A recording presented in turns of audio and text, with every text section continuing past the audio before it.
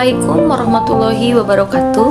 Berikut adalah hasil diseminasi budaya positif aksi nyata modul 1.4 dengan judul Menjadi Guru yang Positif Vibes. Bersama saya, Yayu Resi Purwitasari, calon guru penggerak angkatan ke-7 dari Kabupaten Garut. Dengan fasilitator Bapak Dr. Cepunang Wardaya MSI dan pengajar praktik Bapak Andri Yustiana SPD.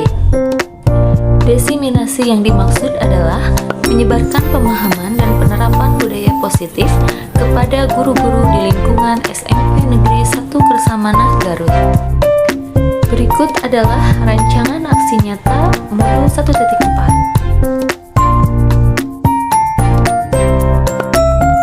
Tayangan selanjutnya adalah sosialisasi kepada seluruh warga sekolah di lingkungan SMP Negeri 1 Kersamanah terkait disiplin positif untuk menciptakan sekolah yang berbudaya positif. Assalamualaikum warahmatullahi wabarakatuh.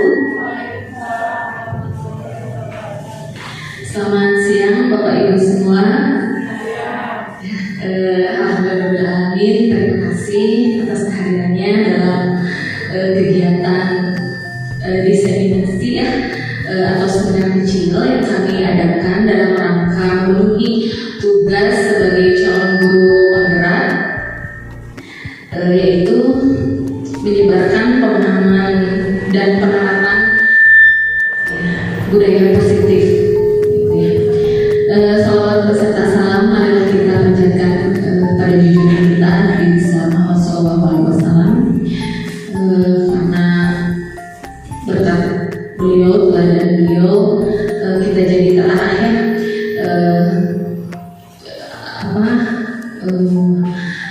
perilaku kita, segala yang kita lakukan gitu, kita jadi punya pedoman karena adanya teladan dari beliau. Nah, Ibu Bapak, pada kesempatan hari ini sangat senang sekali, sangat bahagia sekali saya bisa hadir di sini untuk memberikan meskipun ini sebagai tugas ya Bapak Ibu, tapi mudah-mudahan bisa menjadi sharing, ya, bisa menjadi bahan pemikiran, gitu, bisa menjadi bahan perubahan juga, karena yang materi yang saya bawa ini adalah materi yang baru ternyata, gitu, ya, wah sangat baru sekali dan saya juga ini kayaknya harus banyak yang tahu, gitu, karena tujuannya sangat bagus sekali, gitu, tujuannya untuk memberikan budaya positif gitu di lingkungan sekolah kita, ya, terutama untuk menciptakan sekolah kita menjadi sekolah yang aman, yang nyaman, dan tentunya anak-anak kita bisa mendapatkan yang namanya Ki Hajar Dewantara katakan, yaitu memperoleh merdeka belajar. Ya. Nah, sebelum kita ke budaya positif, gitu ya, kita perlu adanya pemikiran tentang kita tuh posisinya di mana, gitu.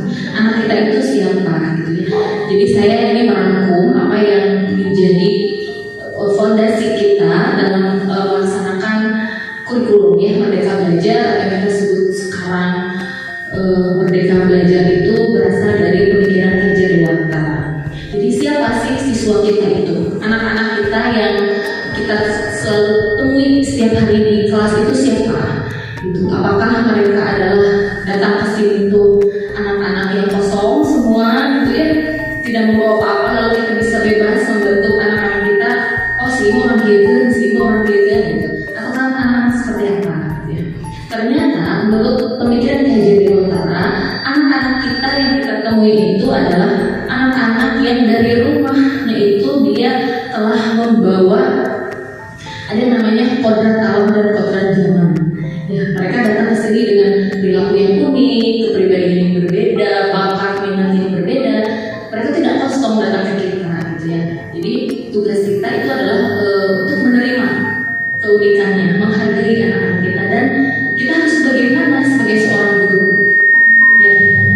Dan pendidikan itu sebenarnya adalah proses apa ya? Proses guru menuntun ya, bukan menyampaikan, bukan menghardik, bukan mengajar saja gitu ya, tapi berada di samping siswa gitu, samping anak kita untuk menuntun mereka untuk mengembangkan kodrat yang ada dalam diri mereka gitu ya. Jadi Mataram mengibaratkan bahwa guru itu seperti seorang petani ya, ketika kita sebagai guru menanam jagung atau menanam padi, tidak mungkin jagung kita bisa ubah menjadi padi atau padi bisa kita ubah menjadi jagung, tapi kita bisa merekayasa lingkungan, kita bisa membuat padi yang berkualitas, jagung yang berkualitas. Bagaimana caranya?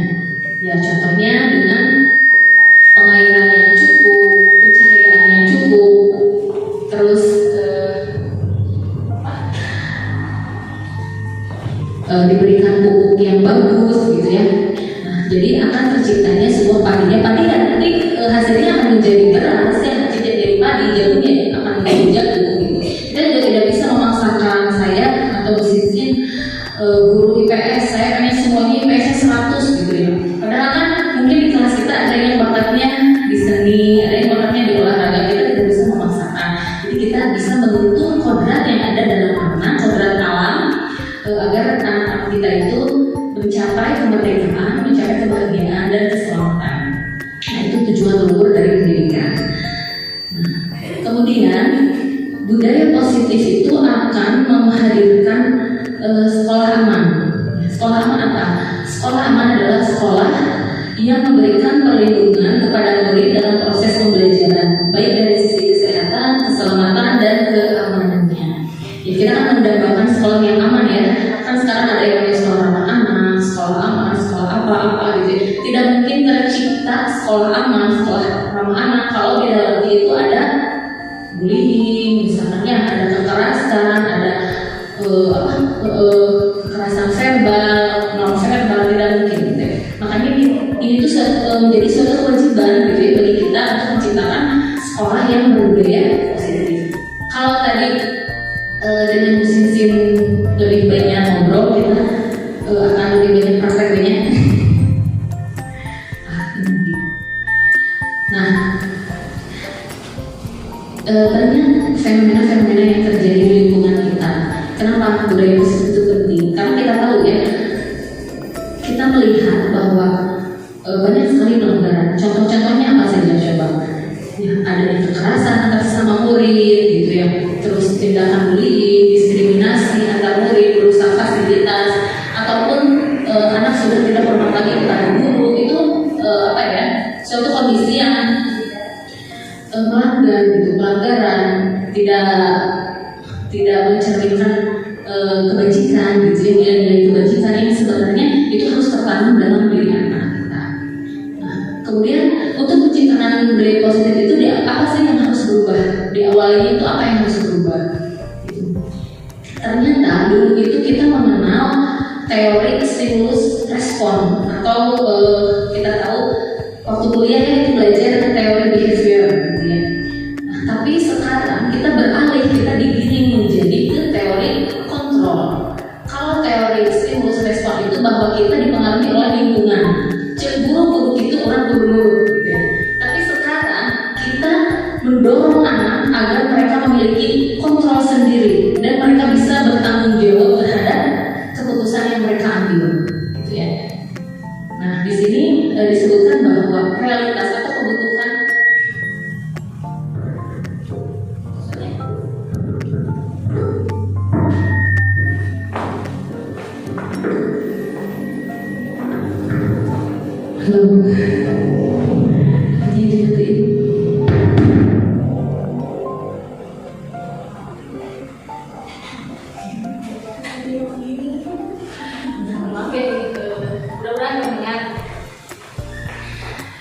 Jadi kalau di teori stimulus respon itu menganggap bahwa realitas atau kebutuhan kita itu sama, semua orang memiliki kebutuhan yang sama, maka treatmentnya juga akan sama gitu ya.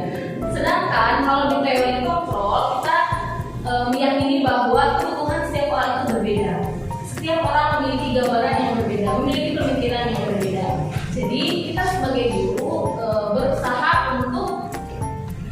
memahami pandangan murid-murid kita, memahami tentang dunia itu secara lebih luas gitu, tidak satu instruksi untuk semua gitu, satu treatment untuk semua, tidak, karena kita paham bahwa setiap orang itu berbeda. Kemudian dalam stimulus respon itu perilaku buruk dilihat sebagai suatu kesalahan. Sedangkan kita harus beralih paradigma kita, pemikiran kita menjadi berpikir bahwa semua perilaku memiliki tujuan, baik itu perilaku yang benar, perilaku yang salah, pasti punya alasan dan punya tujuan. Orang lain bisa mengontrol saya bisa mengontrol orang lain. Nah, itu paradigma yang dulu. Sekarang kita bergeser kepada hanya Anda yang bisa mengontrol diri Anda. Ya, seperti tadi permainan yang mengepalkan tangan gitu ya. Nah, kita yang memiliki kontrol. Saya dengan mesin coba mesin kepalkan tangan. Di dalam tangan mesin itu ada sesuatu barang yang sangat berharga untuk kehidupan. Kalau saya ambil, saya curi, itu akan mengancam kehidupannya. Saya akan bujuk mesin, maukah kamu memberikan apa yang ada di tangan kamu? Mesin mau tidak? Tidak. Kenapa? Karena berharga untuk saya. Saya minta dong, boleh nggak? Tidak, aku akan tetap mempertahankannya. Oke, saya kasih 1 juta, mau nggak? Tidak. Berapa ya? 2 juta? Tidak. Ya udah, saya laporkan ke Pak Kepala Sekolah. Oh tidak, Tidak. Sisi nggak mau ngasih nih. Tidak. Tidak. Ya, itu ya. Jadi maksudnya itu. Jadi maksudnya kita lah yang punya kontrol atas diri kita. Kalau kita terus-terusan dikontrol oleh orang lain, kalau kita terus-terusan membiarkan siswa kita dikontrol oleh kita, dia menjadi tidak percaya diri. Kalaupun dia berhasil, dia tidak akan merasa puas, ya, karena guru yang mendidik. Dan kalau gagal, dia tidak akan bertanggung jawab, dia akan menyalahkan guru dari segi dia yang cuma terakhir gitu ya. Jadi harusnya kita mendorong anak agar memiliki kontrol dan dia bisa bertanggung jawab dengan pilihan atau keputusan yang mereka ambil. Paksaan ada saat bukan gagal, menjadi kolaborasi dan konsensus menciptakan pilihan-pilihan baru. Ya. Model berpikir menang kalah, model berpikir menang. Ya. Meskipun anak kita membuat kesalahan, kita anggap dia tidak gagal, karena dari kesalahan mereka bisa belajar. Jadi justru mereka mendapatkan sesuatu, mereka mendapatkan pelajaran. Jadi mereka menang, kita juga menang. Jadi kalau di stimulus respon itu guru selalu menjadi yang pemenang, anak selalu menjadi yang salah, gitu. Terus seperti itu. Jadi anak merasa rendah diri, akhirnya merasa selalu salah, saya selalu salah. Ada 3 motivasi perilaku manusia, hal-hal yang bisa mendorong manusia berperilaku. Ini 3 ini adalah tingkatan. Ya, tingkatan yang paling rendah itu adalah tingkatan hukuman. Tingkatan kedua hadiah dan atau pujian. Tingkatan ketiga adalah harga diri. Contohnya begini ya. Saya berangkat ke sekolah itu motivasinya buat apa? Ibu-ibu, bapak-bapak berangkat ke sekolah dalam hati terdalam kira-kira ada di posisi 1, 2 atau 3. Kalau misalkan masih karena itu yang keberapa? 1 ya, paling rendah. Habis masa sekolah tuh di sini absen gitu ya. Nah itu kan posisi 1 gitu ya. Kalau kita datang ke sekolah langsung kan orang kepala kita datang. Kedua nih kemana? Kedua ingin mendapat hadiah atau pujian. Oke, sehingga mereka berperilaku dengan mengacu pada nilai-nilai luhur kebajikan universal dan memiliki motivasi intrinsik, bukan ekstrinsik. Ya, jadi bagaimana kita sebagai guru bisa mendisiplinkan anak, tapi disiplinnya itu bukan karena mereka ketakutan oleh peraturan. Kan kita sekarang punya sistem poin ya. Nah, itu salah tidak? Kalau dengan sistem seperti itu gitu ya. Nah, kita bisa mendorong hal tersebut gitu ya, agar mereka motivasinya bukan karena takut dikasih poin. sebagai guru kita arahkan mereka bagaimana motivasinya itu agar ya dari dalam diri. Kalau terlambat berarti dia harus punya nilai kebajikan apa biar tidak terlambat. Misalkan nilai-nilai integritas, ya, nilai-nilai semangat untuk belajar, bukan karena takut oh saya mau ke sekolah karena ingin belajar, bukan karena takut dapat poin. Kita bisa arahkan. Ya. Nah, disiplin positif itu yang tadi dijelaskan bahwa goalnya itu adalah anak-anak bisa memiliki motivasi intrinsik, motivasi ada dalam diri mereka sendiri, bukan ditakut-takuti. Jadi kita dorong ke sana. Jadi intinya mah yang tadi yang saya katakan tentang kontrol diri itu nyambung dengan disiplin positif. Jadi belajar mengontrol diri sendiri agar dapat mencapai tujuan yang tidak. Motivasi perilaku manusia menjadi pembelajar sepanjang hayat, orang yang berusaha atau bertanggung jawab serta menghargai diri sendiri sebagai teladan bagi diri atau murid menjadi panutan bagi diri.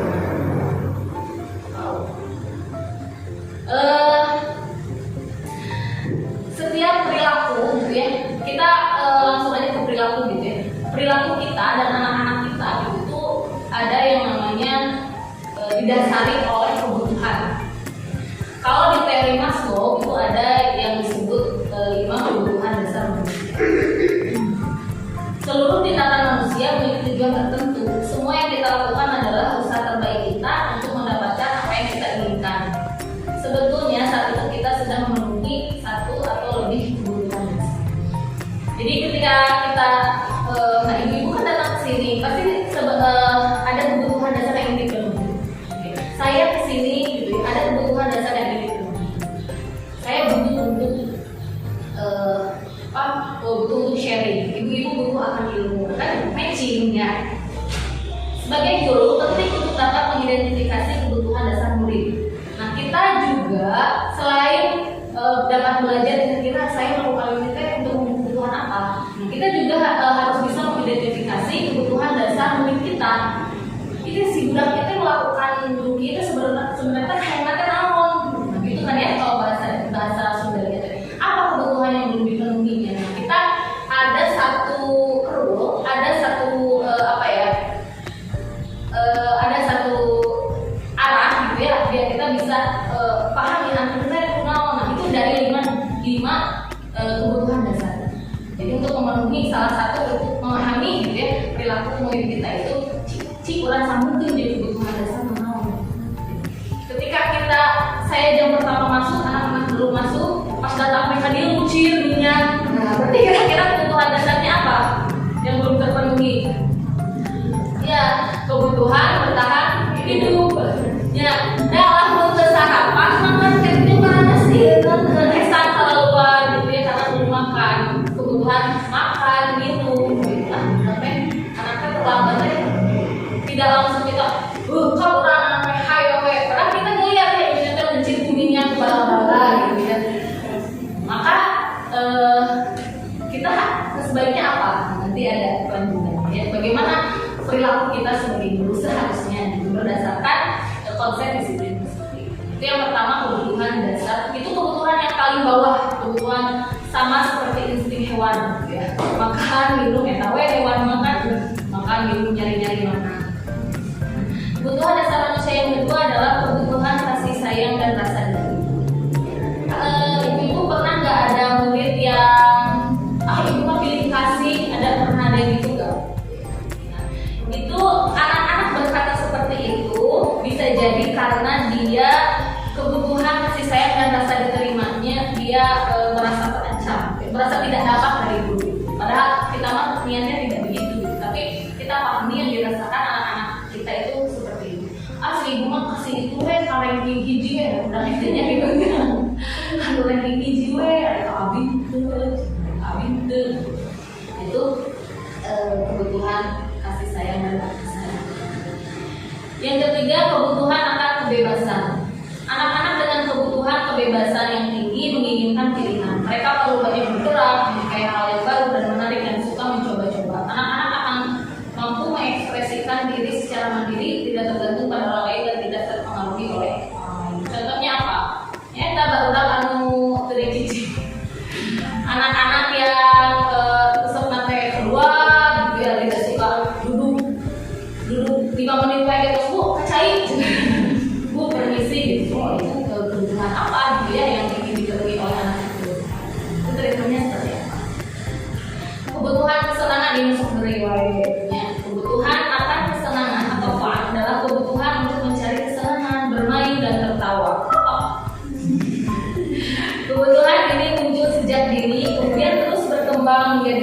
biasanya anak-anak suka bermain. Saat mereka bermain, mereka secara tidak langsung mempelajari keterampilan hidup yang penting. Anak-anak dengan kebutuhan dasar kesenangan yang tinggi biasanya ingin menikmati apa yang mereka lakukan. Mereka juga bisa berkonsentrasi tinggi saat mengerjakan hal yang disenangi. Mereka suka permainan, mengoleksi barang, suka bergurau, suka melucu, dan suka menggambar. Ada contoh lain.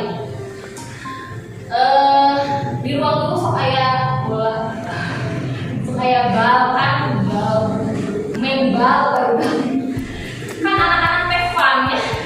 Dari pagi sampai siang belajar, terus ada bola, wow, langsung kayak mereka melampiaskan kebutuhan akan tersebut. Karena dari pagi sudah liur sebenarnya. Apakah kita langsung mendukung?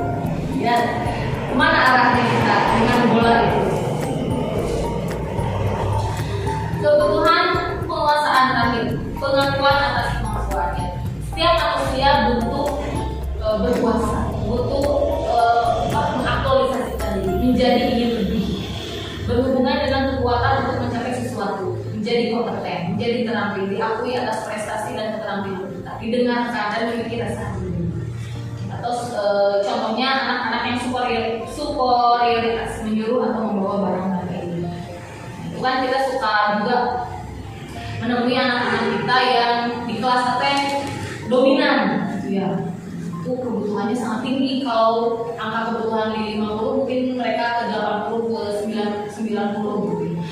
Nyuruh supaya itu kebutuhannya sangat mungkin ditemui oleh anak-anak, biasanya ditemui oleh anak pertama gitu ya, atau anak tunggal itu biasanya superioritasnya.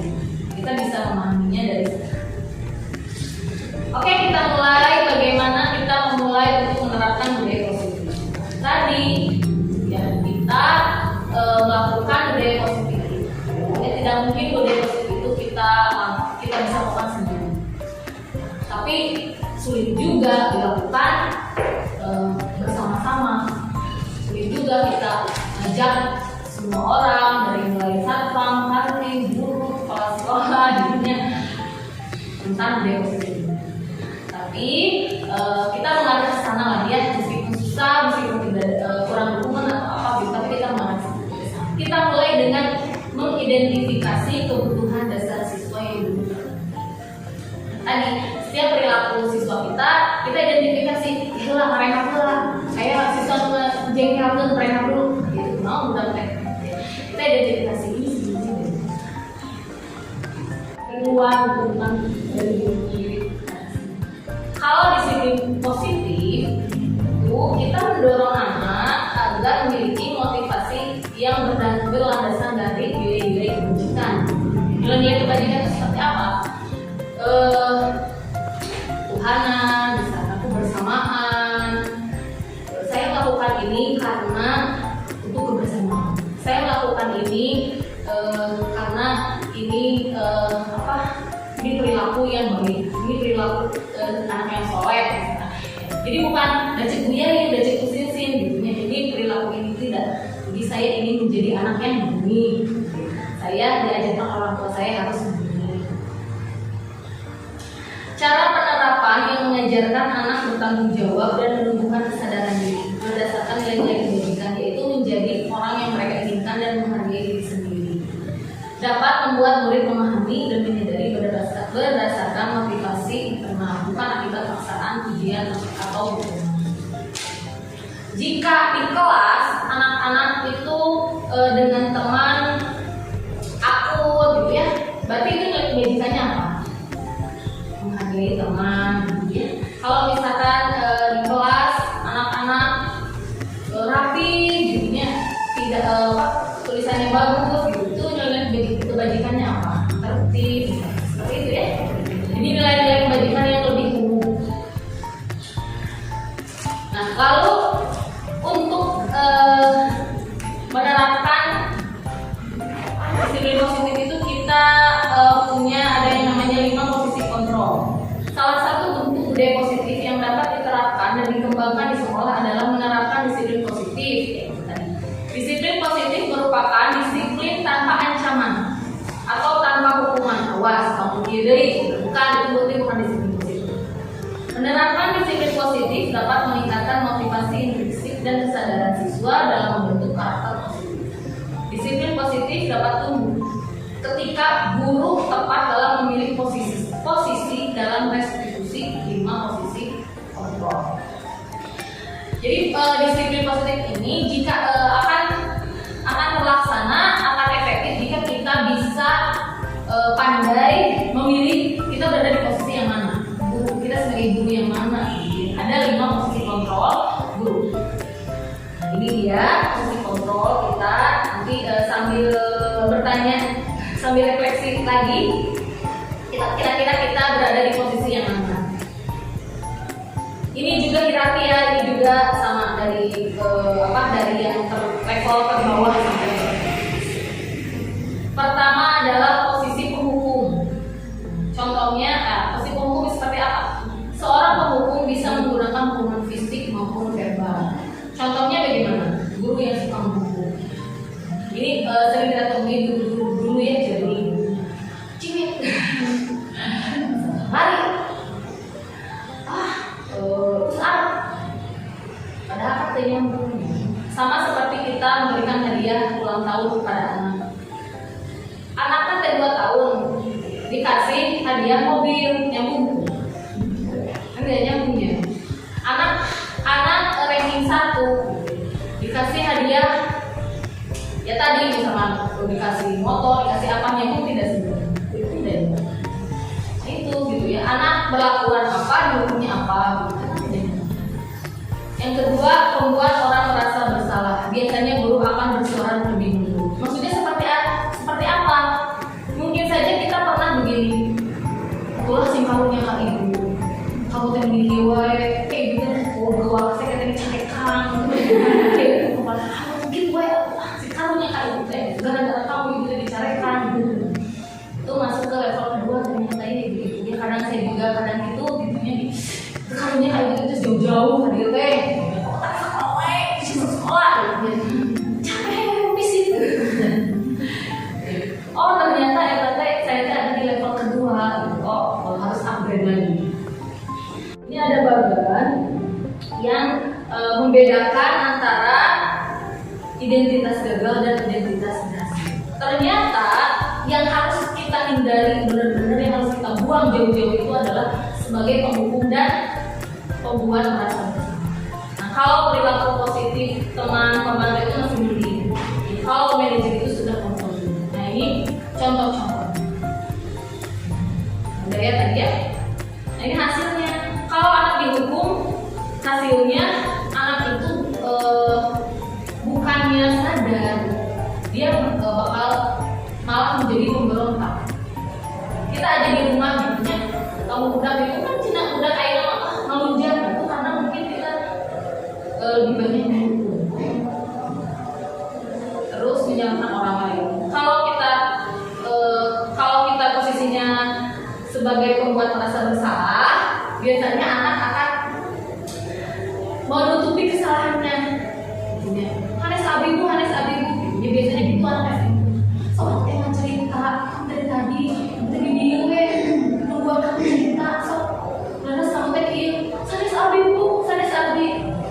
Biasanya hasilnya. Kalau misalkan kita sebagai teman, hasilnya biasanya anak jadi ketergantungan. Ibu, saya tiap hari kita topikkan. Ibu.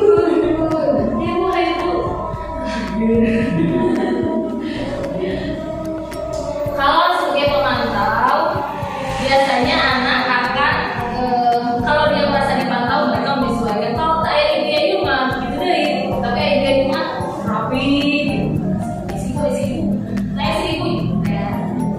Kalau kita berhasil untuk mengajak obrol, masuki pikirannya, masuki hatinya, itu masuk ke kontrol diri. Jadi mereka akan memiliki kepribadian, memiliki watak, memiliki karakter yang kita tunjukkan.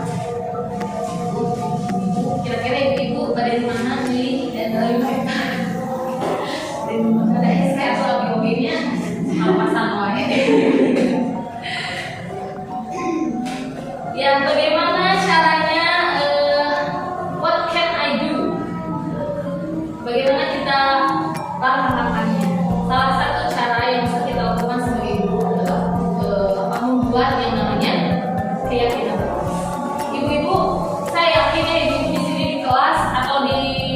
wali kelasannya itu suka membuat peraturan di kelas. Ya, ternyata kan itu teh memiliki makna yang luhur ya, makna yang bagus. Nah, sekarang bergeser namanya, bukan peraturan lagi. Jadi diperhalus lagi. Tapi peraturan itu seharusnya, tapi diperhalus lagi menjadi yang benar-benar efektif. Nah, sampai-sampai wae sebenarnya. Itu biasanya kita sepakati peraturan kelas ini piket, untuk piket denda, sebagainya. Nah, dalam keyakinan kelas kita diperhalus kata-katanya menjadi kata-kata yang positif. Misalkan kelas 7A suka kebersihan. Jadi lebih kepada nilai-nilai value, makanya itu namanya karakter yang harus ada dalam diri. 7A misalkan 7A baik, ceweknya baik, cowoknya baik. Berarti kan dia bisa menjaga diri. Berarti nilai kebajikannya 7A beretika baik, 7A pandai menjaga diri dari laki-laki buaya.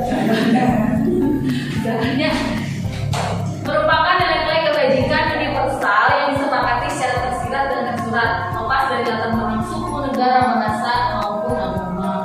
Jadi harus tersurat, ya, tidak hanya dikatakan. Jadi udah ayat gitu. Dia kelas dia teh peraturan aja, sok setuju ke anak-anak. Satu, peraturan kelas non. Oke, peraturan non tidak boleh telat. Kalau tidak boleh telat berarti nilai yang ada dalam diri kamu apa nilainya? Kamu tidak boleh terlambat. Misalkan tepat waktu, rajin, menghormati, menghargai. Oke, kita tulis bersama-sama. Ya, kayak gitu pasti. Dia keyakinan berperan dalam mewujudkan terbentuknya keyakinan dengan adanya kesepakatan antara guru dan murid. Jadi kedah ayat kesepakatan antara guru dan murid. Kalau bisa ditandatangani di atas. Keyakinannya kan gitu ya dulu untuk menciptakan peraturan kayak ditandatangani sama perwakilan kelas. Dulu pada saat saya jadi guru di Songo gitu ya. Itu kan ada dalam sistem membuat suatu peraturan dulu belum ada keyakinan, jadi membuat peraturan dan ditandatangani oleh seluruh KM, diwakilkan oleh KM, dibawa ke MPK Majelis Permusyawaratan dan jadilah itu suatu peraturan musyawarah. Ini sepakati bersama. Berupa pernyataan universal yang mudah diingat, dipahami dan harus diterapkan dalam. Kalau di BK itu ada gini, saya orang yang positif. Itu keyakinan saya buat ini. Saya orang yang hebat, saya orang yang unik. Masuk ke kelas saya langsung ada tersurat. Masuk ke saya hebat, saya unik, saya apa adanya. Nah itu nilai-nilai yang dinamakan nilai pendidikan universal. Nah nanti keyakinan kelas ini bisa jadi bahan dalam dialog segitiga referensi. Oke, kurang nah, keyakinan kelas bersifat lebih abstrak daripada peraturan yang lebih rinci dan konkret. Keyakinan kelas berupa pernyataan-pernyataan universal. Dari mana Bu kita mendapatkan kata-kata? Nah, kita bisa ambil dari 5 profil pelajar Pancasila. Di sini kita kesana aja. Kita ambil kata-katanya dari sana. Bagaimana bertakwa, kreatif, kritis. Pernyataan keyakinan kelas senantiasa dibuat dalam bentuk positif. Keyakinan kelas hendaknya tidak terlalu banyak sehingga mudah diingat. Keyakinan kelas sebaiknya sesuatu yang dapat diterapkan di lingkungan tersebut. Semua warga kelas hendaknya ikut berkontribusi dalam pembuatan keyakinan kelas lewat kegiatan curhatan. Kira-kira Bu, anak-anak kita bisa tidak diajak membuat keyakinan kelas? Anak-anak SMP bisa ya? Udah pemikirannya ya? Kelas 7 bisa nggak? Bersedia meninjau kembali keyakinan kelas dari waktu ke waktu. Kan lumayan 1, 2, 3, 4, 5, 6, 7, 8 kelas punya keyakinan kelas.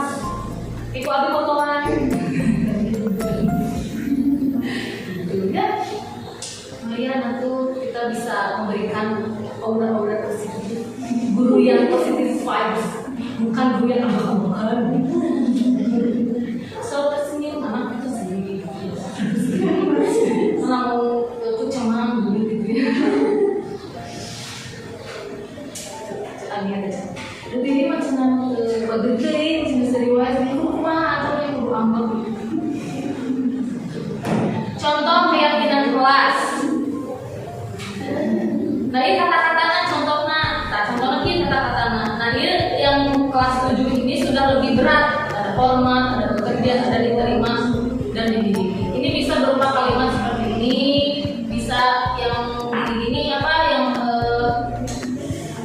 singkat-singkat, selalu bersikap positif, senantiasa menjadi diri terbaik, percaya dan menghormati orang lain serta barang miliknya, komitmen terhadap setiap tugas, senantiasa membantu.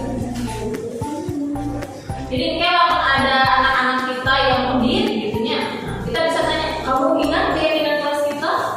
Coba ingat keyakinan kelas kita nomor 4 apa? Berkomitmen terhadap setiap tugas, sedangkan. Oke, tadi setelah membuat keyakinan kelas, kita juga ada materi tentang segitiga retribusi. Ini adalah bentuk respon, bentuk cara kita merespon perilaku anak didik kita. Ini lebih simpel, cuma 3 tahapan dulu. Kalau saya di BK itu, gitu ya, dari posisi duduk, diatur dari cara merespon. Kalau anak miliknya ini respon orang memang lebih berat, lebih panjang. Nah, kalau ini kita dibekali dengan yang namanya segitiga restitusi. Apa segitiga restitusi? Adalah proses menciptakan kondisi bagi murid untuk memperbaiki kesalahannya, sehingga mereka dapat kembali ke kelompok dengan karakter yang lebih kuat. Jadi bagaimana kesalahan siswa kita itu bisa menjadi pembelajaran, dan ketika mereka kembali lagi ke kelas, mereka bisa menjadi lebih baik dan mereka bisa belajar. Jadi kita bakal murid-murid bakal merasa membuat kesalahan karena aku bisa belajar. Ya.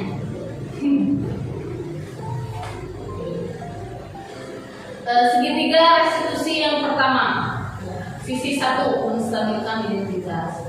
Ini Bu contohnya. Tadi sudah lihat ya apa namanya video Zinzin tentang imam yang kesiangan.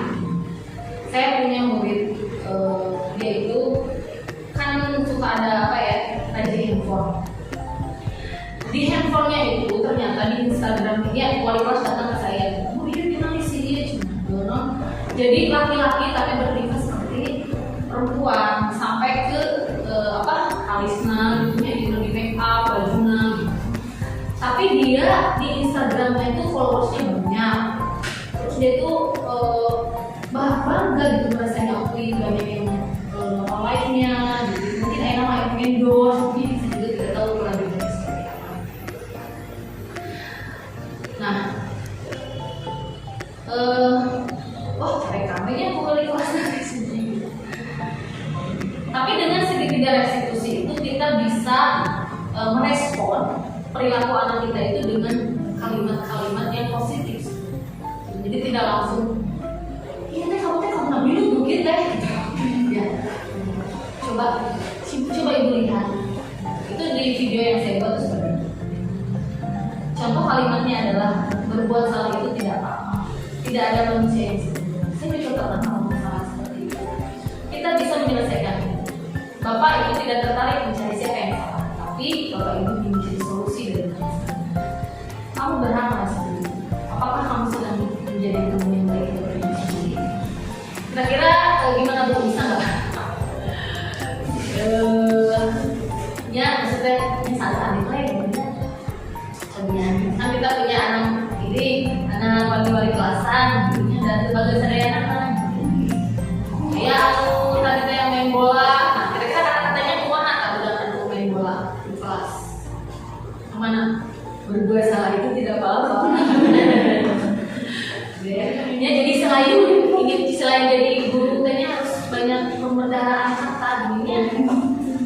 Kayak Indonesia, kayak Sunda, kayak kan udah cepat sama budaya. Oh, kamu tadi ini main bola di kelas? Gak paham. Itu juga kamu juga yang kemarin seperti itu. Abi teh sudah Abi teh kesal di kelas teh ayah banget atau Abi teh kamu berhak merasa merasa senang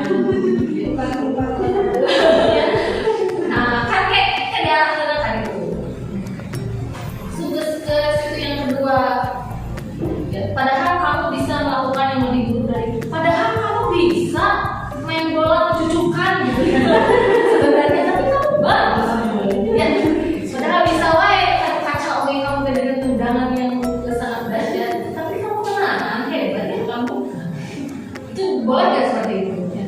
Boleh itu positif ya, padahal sebenarnya itu lebih dia anak friendly. Tapi kita hargai dulu, hargai dulu. Kalau kita langsung nyarekan, udah bakal membela diri. Lain itu si itu, udah si itu, panjang di sana kayak gitu. Oke, so kamu cerita gitu.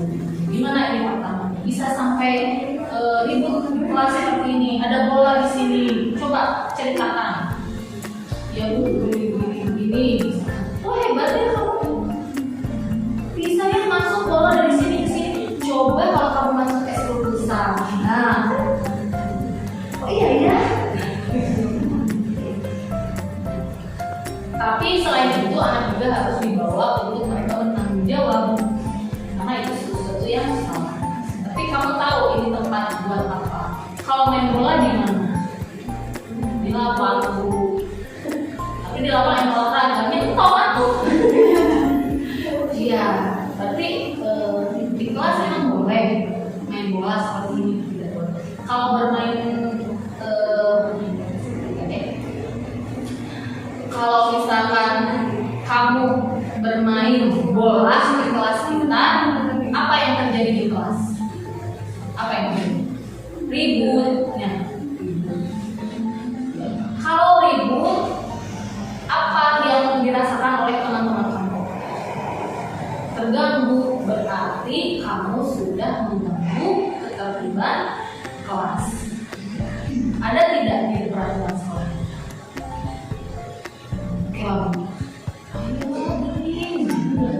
Di keyakinan kelas kita ada tidak poin bahwa kita harus tertib, tidak boleh mengganggu ketertiban kelas. Artinya kamu telah kamu setuju dengan perkataan ibu. Kalau begitu dia tidak bisa menyangkal. Tidak bisa. Udah aku emang itu bangnya dirapuk aku nanti. Jadi memang sih susah-susah gampang susah. Yang penting kita terus latihan dan saling menguatkan. Ibu saya berharap ini teh materi terakhir. Udah berapa menit sih? Udah banyak. Soalnya kepotong-kepotong ya. Beren. Ya. Selain dari tugas ini yang thank you. Ya, saya dan diskusi sangat berharap dari ibu tos berkah terjerumus dalam program teknik ya, insya Allah banyak manfaatnya gitu. Terus kita juga setelah mendapatkan ilmu jadi koyong itunya menerapkan dan ibu teh luar biasa gitu, bersedia gitu. Sendiri repot, di sini ada minta mama, gitu ya. Dan indah gitu ya kalau semua dari kita bisa menerapkan ini dalam materi kita ternyata bagus, ternyata apa ya kita bisa dihargai oleh murid juga bisa merasa dihargai oleh kita. Ada dialog antara guru dan murid yang penuh dengan ancaman gak ada. Makanya pas ada apa yang sistem poin itu, wah iya orang kita harus apa namanya ke kelas tuh harus menjelaskan kembali tujuannya apa, nilai-nilai yang diinginkan dari poin-poin itu apa. Jangan fokus ke poinnya, tapi fokus pada perubahan. Saya juga sebenarnya sempat pesimis itu, gimana udah pesimis, kita diterapkan sementara kita menerapkan poin, tapi ternyata bisa pelan-pelan kita sharing. Mudah-mudahan tidak puas dan bisa membuka dialog-dialog selanjutnya. Sesuai dengan slide yang terakhir, saya ucapkan terima kasih dan mohon maaf juga. Dan bila ada pertanyaan boleh, tidak juga tidak apa-apa. Cukup dari saya.